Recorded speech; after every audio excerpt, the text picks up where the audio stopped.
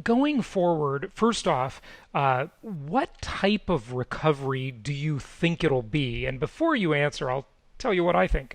Okay. We've all heard, is it going to be a V-shaped recovery? That's the hopeful picture. Is it going to be a U with a big ugly trough? Is it going to be an L-shaped recovery? I think it's going to be kind of like a modified square root sign.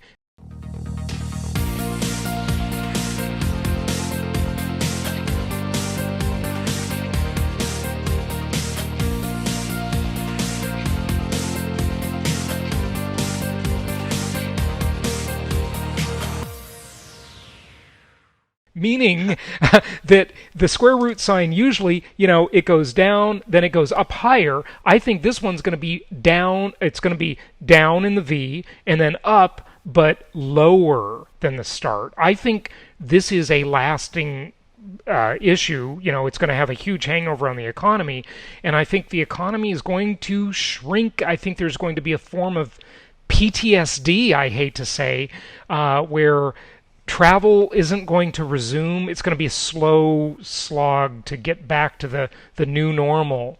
There'll certainly be a lot of opportunities. I'm not being like negative. I just think there's always a lot of repositioning, right? When Yeah. when something like this happens. Your I thoughts? I mean, look, this is a bigger disaster than, and I'm not even talking about the pandemic. The economic shutdown is a bigger disaster than what happened in the economy after 9/11, what happened in the economy after 2008, Yeah, 2009, which was a pretty big disaster, by yeah, the way. I no mean, the question. financial system collapsed and they had to bail it out. There was no cash left and they had to put cash into the system.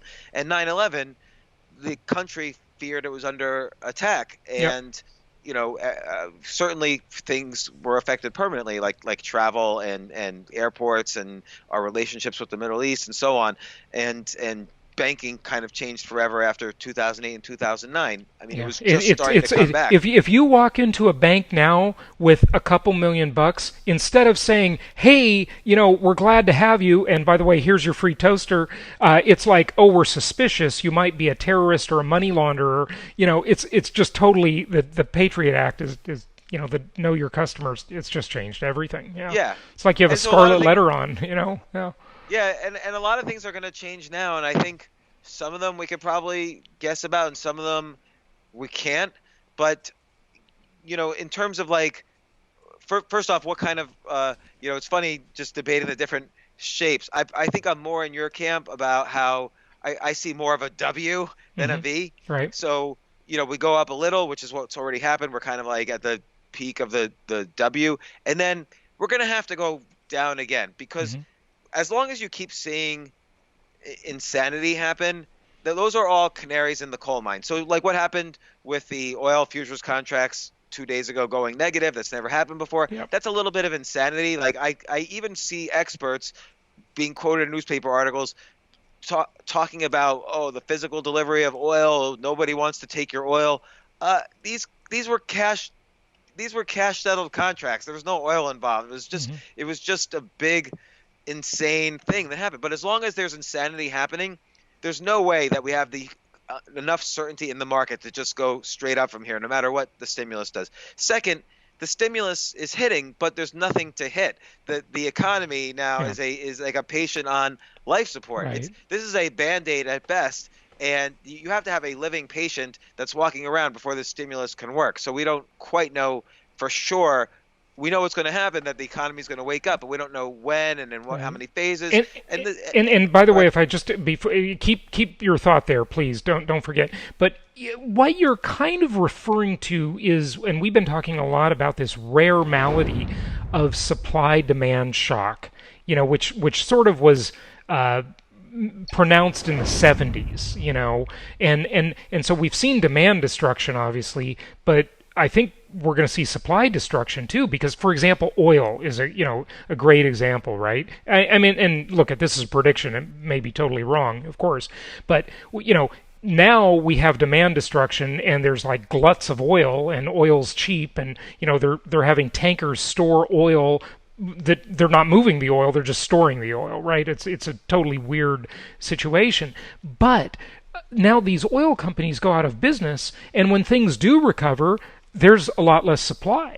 So same with the airlines. Like I did a Google Flights search today, and I've been looking at flights. Just interesting. I don't want to go anywhere. I'm just doing it as a study. Sure. And to go, I live in Palm Beach, Florida. So to go from Miami to LAX, which is like an easy route, take a direct flight, it's really expensive. In fact, looking at the chart on Google Flights of the last 60, 75 days, it's at the highest price it's been. And Wow. if you looked just 3 weeks ago for that flight, it was dirt cheap. Okay, 4 or 5 weeks ago, cheap, right? Because you had lots of supply and no demand. And now that the airlines have grounded a lot of their flights and canceled their routes, you have a small amount of demand, but a lot less supply too. So it sounded like you were sort of alluding to that, and I just wanted to bring that out as a discussion point. Yeah, I mean, with oil, like, so I And not read oil a in particular, just generally widgets, but oil's an example. Go ahead. Yeah. Yeah, I mean, I think because this is such a weird thing, this lack of demand is not based on where the economy was heading a few months ago. This forced lack of demand because we're all being told to stay at home, Hmm. which I'm not questioning one way or the other. Yeah. That's not what this is about.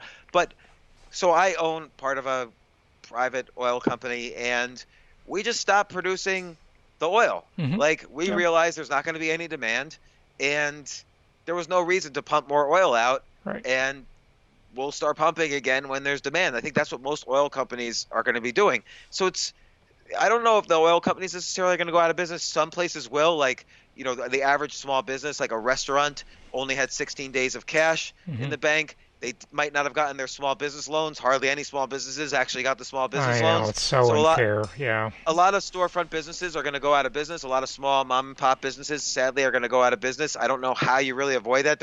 They're trying to.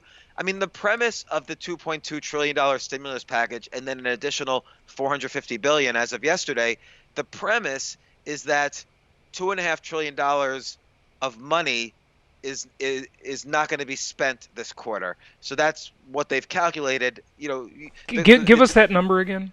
That's a huge. Well, like every quarter, Yeah. the GDP of a quarter, GDP of a year is about $20 trillion, 20, and 22 every trillion. quarter Yeah. that's 5 trillion, Yeah. and they kind of think there's about About 40 to half of that. 50%. Yeah. Okay. So then this is the government. This is what I'm Sure. getting. This was on my podcast with the I had on my podcast the other day the deputy chairman of the St. Louis Federal Reserve. So he was telling me his reasoning is that between 2 and 3 trillion would be withdrawn from the economy because we're all not spending money while in Right. our houses, Yep. and so they created $2 to $3 trillion of stimulus, and Hmm. so it's supposedly going to replace what we lost in terms of money. But again, all of that stimulus is going to end up just sitting in a bank, Hmm. and so the velocity of money needs Is an economy to yeah. be flourishing. Right. Otherwise, people won't spend. They just keep the money in the bank, Hmm. and the money doesn't have the intended effect on the economy. So to your point, you'd have to put in 5 or 6 trillion. If the economy is truly going to slow down, you'd have to put in trillions Yeah. more to make up the same amount that last year's 2 trillion was. So the point is that if we do have this PTSD, then you're right. We're going to see much more of a slowdown in the data in Q3 and Q4 than we expected. It won't be the V-shaped surge that some economists and government Yeah. officials are predicting. Now, we don't really know though. I mean, the one theory is, like you said, we're going to have this PTSD. Oh, we're going to realize we don't need to go out as much. We're going to enjoy staying at home. Yeah. On the other hand, it's sort of like we're drug addicts and we Hmm. were addicted to the economy and Right. spending money. Yep. And now we're in drug rehab. Yeah. And typically in drug That's a good way to rehab, put it. Yeah. we stop using drugs. Hmm. But then when we get out of rehab, oh, we start hanging out with our old Yeah. friends and going to our old hangouts, and we Right. start using again. So Relapse. Yeah. right. So theoretically, we could relapse also. I think this is one of the uncertain things. I could say now, oh, I'm never getting on a plane again, or I'm Hmm. never going to a Right. restaurant again. But when I can, and my wife Yeah. wants to go to a restaurant, I'll do it. I'm not, and Right. I actually own a bar, Uh-huh. so Yep. I hope people return to bars, but we'll see. A dirty, disgusting petri dish of disease like a bar, Right. Yeah. like the bar I own at least. Yeah. Yeah. And but I think it's an unknown, and we'll see. But I'm more inclined to think just the mechanics of it is more like a W. Although I do think the stimulus will be enough, not necessarily the short-term stimulus that Congress is passing, although that will help, but the Federal Reserve stimulus, which is cutting the interest rates, buying mortgage-backed securities, buying corporate debt, that's gonna that that's almost gonna be forced to lift the economy. But people don't realize federal stimulus, even this extreme, doesn't kick in for a good 6 to 12 months at Hmm. least. Yeah. So we've got a while before that kicks in. Hmm. So we'll see.